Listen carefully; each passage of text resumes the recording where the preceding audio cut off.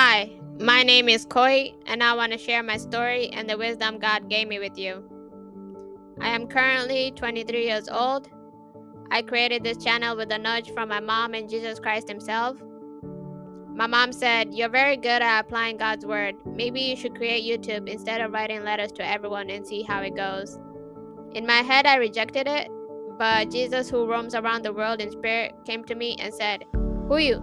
to get me to rethink my decision. Here, I will share my testimony, lessons I have learned, experiences from my walk with God, and the wisdom He has given me along the way. I hope these stories encourage you, strengthen your faith, and help you grow closer to God. Thank you for being here. Today, I want to share how I realized God is 100% real after He saved me from porn addiction. I tried my best to recollect everything as it happened to the best of my ability. If my story changes later on, it's probably because I remembered something or I got the order wrong. How it started. I discovered porn because my desk mates were talking about sex in sixth grade English class. The teacher had arranged students to sit in a group of four. One day during class, my desk mates were whispering to themselves. When I asked what they were talking about, they said sex. When I asked what it was, one of them told me, "You're innocent. You don't need to know everything about this." Looking back, God was protecting me, but I took offense to his words. So I declared to them, "I'm not a kid. Don't treat me like one. I'm going to look it up when I go home." When I got home, I searched it up, and since I couldn't understand the definition, I clicked the recommended porn video on Google at the time and felt sexually aroused. It was the most heinous YouTube video that I could ever watched. Then, for what felt like a week, I discreetly watched porn on YouTube since the site was not clean yet. I believe this happened around April to June of 2014. Sixth grade was ending, the weather was sunny and cool, and I remember I was wearing lighter clothes in the house as I was watching porn after getting home from school. When I was watching porn, I used my family computer in the living room. My brother would watch TV right behind me, so I would try to be discreet by putting a YouTube video on the side, open another tab, minimize that, and put it in the corner of the screen to try to watch it and use my body to block my older brother from seeing what I was watching since he was sitting right behind me. As he stood up and went to the kitchen, I would check to see if he was looking at what I was watching. Then one day my older brother asked me what I was watching. He said I shouldn't do what I know is wrong, and then he would tell my mom, and that he would tell my mom. After mom was mentioned, I stopped watching. However, the problem came back when I got my first phone. However, the problem came back when I first got my phone. I believe it was still 2014. I was in seventh grade and hadn't thought about porn for a while. My parents decided to give me a phone so they could call after school and pick me up. As soon as my first phone was handed to me, the idea of watching porn suddenly came to mind. Something I want to point out is that in sixth grade, before I stopped, I was watching porn late evening when the sun was setting, like around 3 p.m. to 6 p.m. With my phone, I started watching it late at night. Continuing on. After a while, I started getting convicted of my sin. I started feeling like I was doing bad. I started worrying about getting caught, feeling ashamed if anyone found out. I almost got caught by my mom one time. So despite the porn images filling my mind, I started rejecting it. I would wrestle with it. However, the problem didn't just go away. I remember that I would go for about 3 months to a year without porn, and then suddenly, like David, the king of Israel, when I was the most idle, free from schoolwork or not from working on personal project, lustful images from previously watched porn videos would fill my mind, and then I would be brought back to watching porn again and repeat the cycle of rejecting the lust that would overwhelm me. Looking back now, the porn videos infiltrating my mind wasn't me bringing it to the front of my mind. to the forefront of my mind because I didn't want to watch it. I felt guilty about it. The porn images and the desire that arose from just thinking about them overwhelmed me, so I succumbed to the feeling and watched them. Now that I'm saved by God, I've come to know that it was demons who were filling my mind with porn. Context. David became idle when he decided to rest instead of going to war in the spring like kings would normally do in Second Samuel chapter 11. This led David to be tempted by the devil. The devil filled David with lust over Bathsheba. Luke 22 verse 20 Luke 22 2 verses 2 to 4 proves that the devil can affect our hearts, our thoughts, and our feelings. It says, the leading priests and the teachers of religious law were plotting how to kill Jesus, but they were afraid of the people's reaction. Then Satan entered into Judas Iscariot, who was one of the 12 disciples, and he went to the leading priests and captains of the temple guard to discuss the best way to betray Jesus to them. The Bible version I read is New Living Translation, by the way. So Satan filled David with lust. Also, demons work for Satan, so they will tempt you with sinful thoughts, feelings, and desires. This is how they prowl about looking for someone to devour. First Peter 5, verse 8 NLT. Stay alert, watch out for your great enemy, the devil. He prowls around like a roaring lion looking for someone to devour. Another person who was tempted by the devil was Cain. When God told Cain to be careful of sin encroaching on his door, he was telling him that the devil was near him and ready to control him. The devil had filled Cain with anger and resentment. Genesis 4, verse 6 to 7, NLT. Why are you so angry? The Lord asked Cain. Why do you look so dejected? You will be accepted if you do what is right. But if you refuse to do what is right, then watch out. Sin is crouching at the door, eager to control you. But you must subdue it and be its master. So when we reject sin, we actually reject the devil and the demons. We reject being controlled and enslaved by Satan. Also, Jesus gave us authority over demons. Luke verse 10 to 19 to 20, NLT. Look, I have given you authority over all the power of the enemy, and you can walk among snakes, scorpions, and crush them. Nothing will injure you. But don't rejoice because evil spirits will obey you. Rejoice because your names will be registered in heaven. So, how did God save me? In spring 2022, at the lowest point of my life, I decided that these sexual thoughts and desires that would come over me were normal. I decided that watching porn was normal as well. Before I knew it, before I knew it was bad, but this time I stopped preventing myself from sin. The biggest influences that made me comfortable with my sin were the Netflix show Sex Education, profane sexual jokes and memes and comedy stand-ups, profane sexual talk on social media like "Are you a bottom or a top?", the sexual liberation movement, and the sexual music that arose afterwards. You might ask, wasn't it demons that made you feel that way? And the answer is yes, they did. But after walking alongside God literally, I have come to realize that the little things that you let slide make you comfortable to sin. Talking about sex is fine, but how you talk about it matters. Sex is something God created, otherwise we wouldn't exist. Another thing that I decided to try that year was masturbating. Through the media, it is advertised that masturbation is normal. Feeling horny for no reason was even normal. So I decided to try it. This catapulted my addiction. Before I was feeling sexually arousal, but this time I was experiencing sexual pleasure. With that, between January to June of 2022, when I was most idle, I was watching porn every day. I had no schoolwork since I took the semester off after having an anxiety attack. I wanted a part time job, but I couldn't work until I regained my strength from losing too much blood from prolonged abnormal menstrual bleeding, something God has healed me from in 2024. The only thing I had going on was staying at home and working on, on an online business idea. But I didn't start getting serious about the business until March of 2022. I would watch porn in the morning when I was home alone. Hours would fly by and would stop at noon or when I had to pick up my little brother from school. At times, even when people were home, I would discreetly watch it in my bed and make it look like I was watching a show or something. It eventually got to the point that I started watching it because there was nothing else to watch. And even if I did find something, I would binge watch both late at night.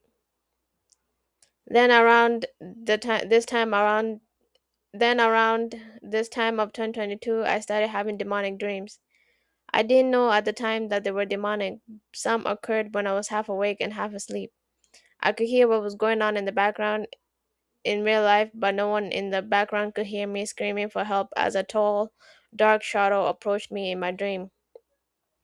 Other times, the dreams felt like I was living a regular day, and I would see a shadow a shadow sweetly move around me before pouncing on me, squeezing my body and choking me before God prevented my death from happening. The first time it happened, I looked up the dream and saw that the people on Reddit had a similar dream. They called it sleep paralysis demon. So I was like, it was a normal occurrence. I saw people talking lightly about it, so I decided not to let the demon part bother me. So I kept watching porn despite having the dreams. I came to realize that I was having demonic dreams after watching Preston Perry with the Perry YouTube podcast explain the demonic dream he had.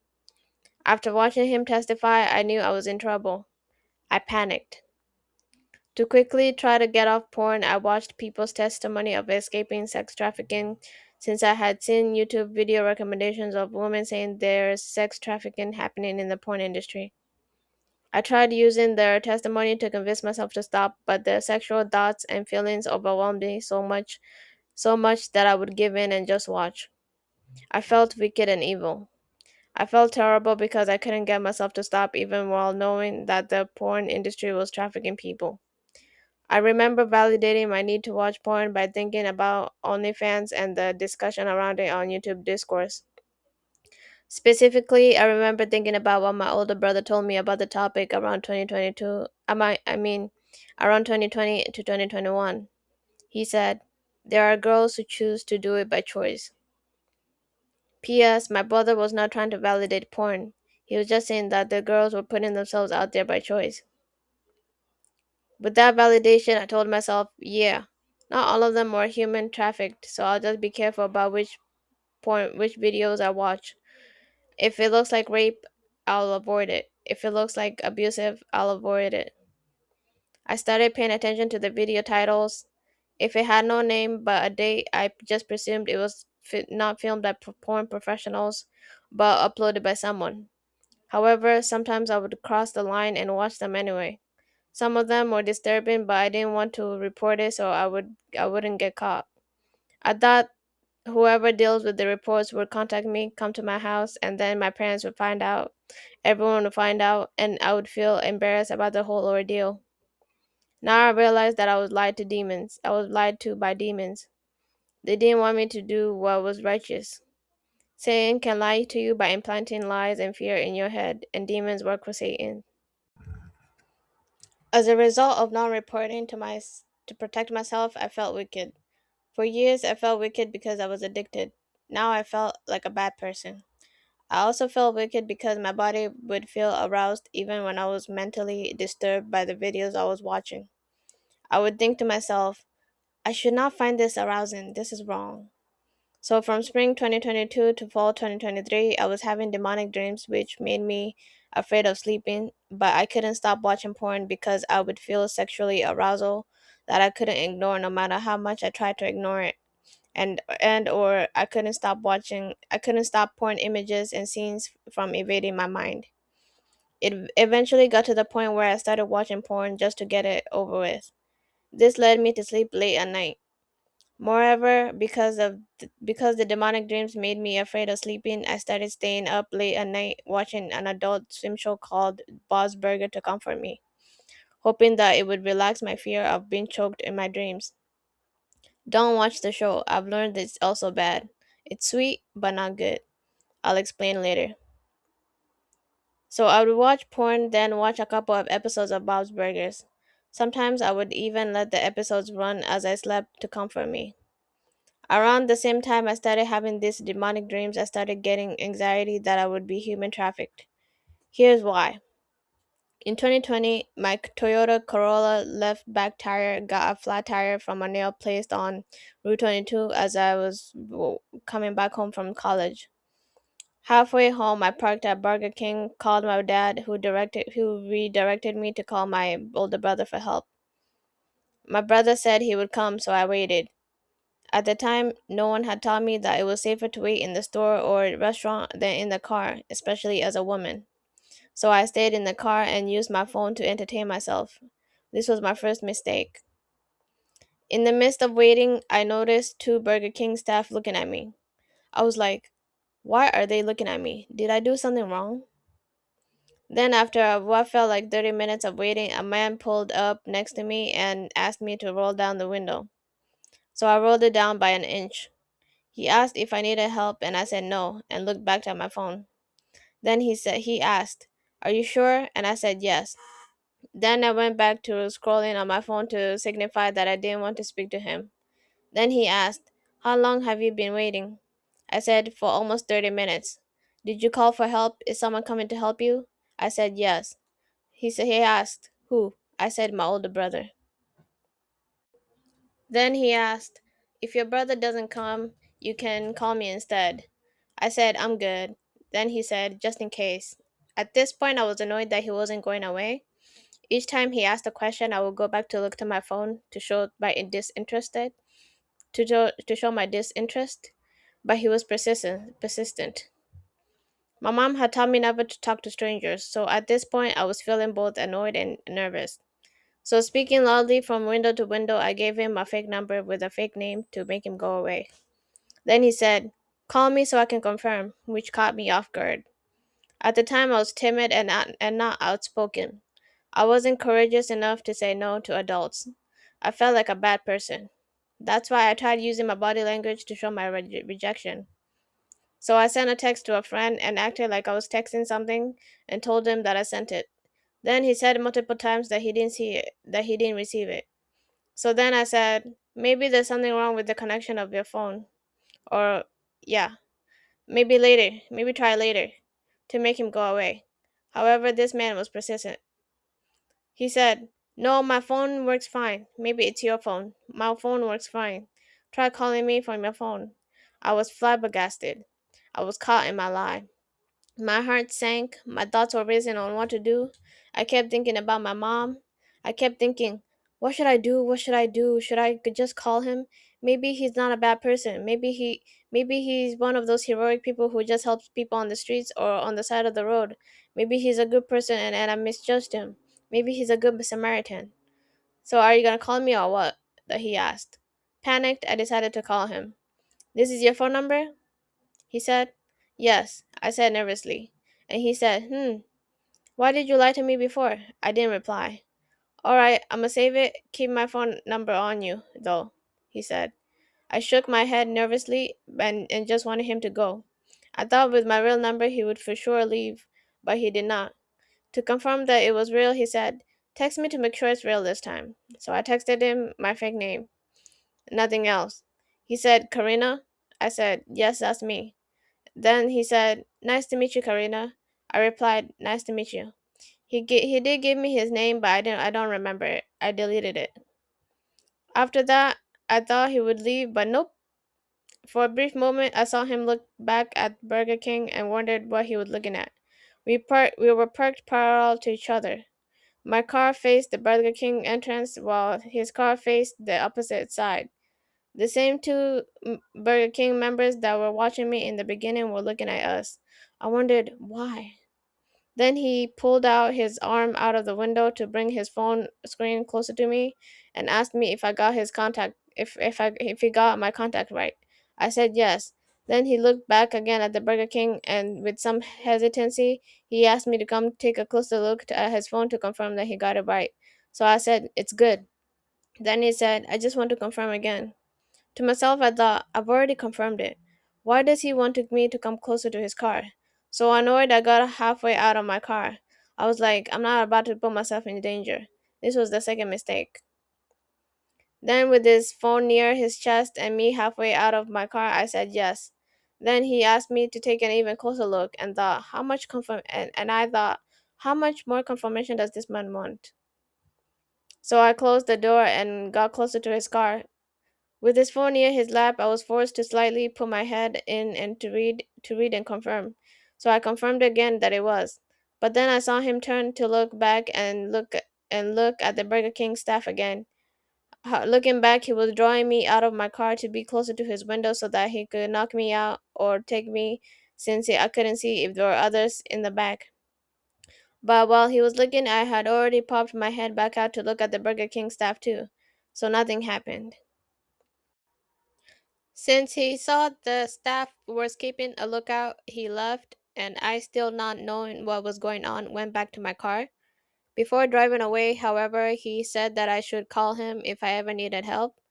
It had been an hour now since I started waiting.